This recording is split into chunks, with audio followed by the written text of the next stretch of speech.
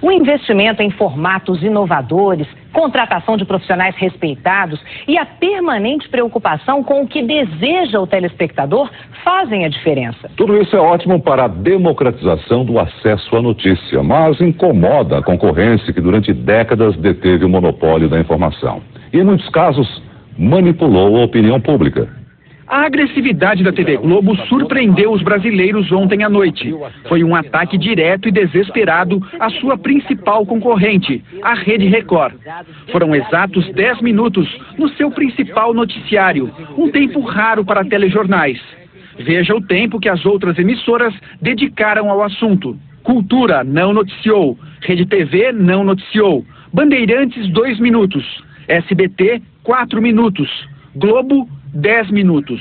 Não é novidade que a família Marinho usa a emissora de televisão para seu jogo de interesses. A história denuncia acordos suspeitos, perseguições, dinheiro ilegal do exterior, apoio à ditadura militar e até tentativas de fraudes em eleições. Nem o atual governo federal escapou das manipulações da Globo. Quem não se lembra? Às vésperas das eleições de 2006, homens ligados ao PT foram presos com quase 2 milhões de reais num hotel de São Paulo. O dinheiro seria usado para comprar um suposto dossiê com denúncias contra candidatos do PSDB. A Polícia Federal vetou a divulgação de imagens do dinheiro para a imprensa. O objetivo era evitar que o material fosse usado para influenciar o resultado das eleições. Mas o delegado que realizou as prisões entregou as fotos para a Globo. O interesse era claro. A Globo queria impedir a reeleição do presidente Lula, um golpe contra a democracia. Descoberta a farsa, a Polícia Federal afastou o delegado. Eu joguei na imprensa por uma motivação para me proteger. Eu não recebi dinheiro. As rasteiras da Globo em Lula não são novas.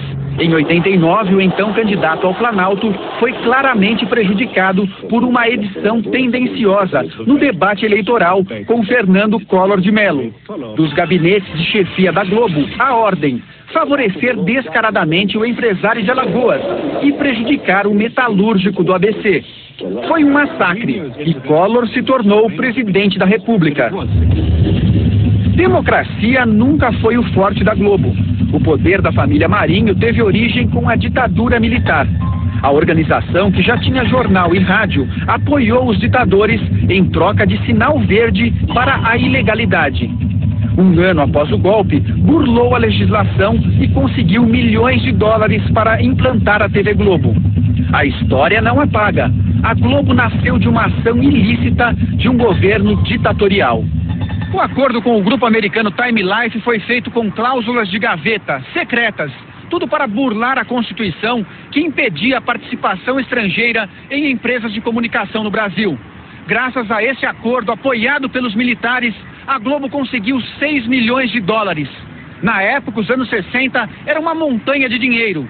20 vezes mais recursos do que a TV Tupi, então líder de audiência, investiu na sua implantação.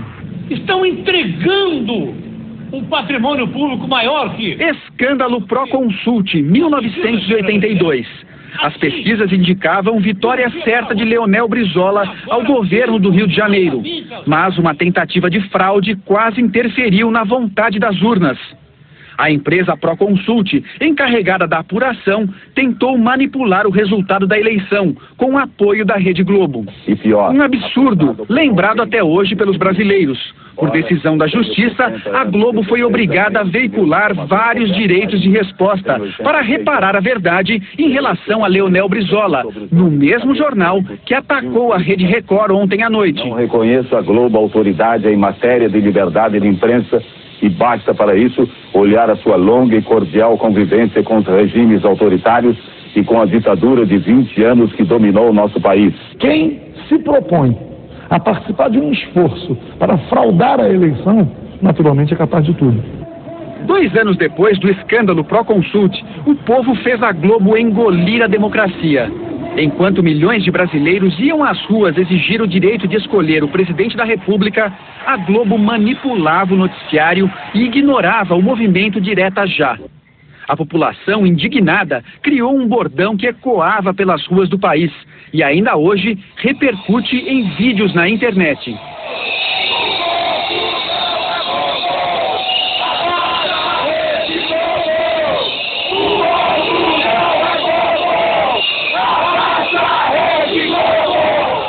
Todos que contrariaram os interesses políticos e financeiros da família Marinho foram alvos da Globo.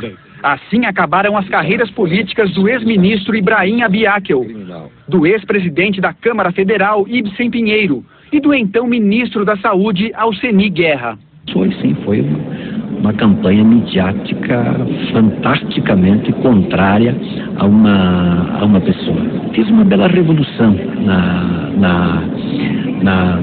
na saúde e saí assim enxopado. No violento ataque à Rede Record, uma pergunta ficou no ar: como a Globo teve acesso a documentos do Ministério Público que estavam sob segredo de justiça? Que tipo de negociação aconteceu para que a emissora recebesse esses papéis que deveriam estar protegidos? O que me parece é que isso traz duas graves consequências. O primeiro é que você passa a ter uma especulação na mídia sobre informações que são informações dadas parcialmente. Você cria, portanto, uma informação que não é precisa, porque ela não é total. O segundo ponto que é muito grave é que me parece que essa violação de sigilo deveria implicar até em eventual responsabilidade para aqueles que divulgaram a informação de alguma forma. Eu acho que você divulgar quebra de sigilo telefônico, quebra de sigilo bancário, para obter efeito na mídia, com isso valorizar o processo, isso é uma coisa muito grave. Outras dúvidas não se calam. O que motivou os ataques contra a Rede Record? Qual a razão para tanta agressividade? A resposta pode estar na ameaça ao monopólio da comunicação no Brasil. Na Record, grandes eventos esportivos, mais novelas, mais opções de entretenimento, mais informação. Ganha a televisão, ganham os brasileiros. E em setembro vem mais. O Grupo Record inaugura o R7, o maior lançamento da internet dos últimos anos no país. Os números atuais da televisão brasileira também podem explicar a ira das organizações Globo. A Rede Record conquista cada vez mais audiência e faturamento, o que incomoda a Rede Globo. Ontem, por exemplo, no dia dos ataques da Globo, a Rede Record foi líder absoluta de audiência no Fala Brasil, no Hoje em Dia e na série CSI Miami. O reality show A Fazenda, segundo o Ibope, chegou a 21 pontos de média, contra 16 da Globo. Às 11h50 da noite, a Record cravou 10 pontos a mais que a Globo, segunda colocada. Ao longo do dia, foram 341 minutos, mais de 5 horas e meia em primeiro lugar. Liderança que provoca desespero.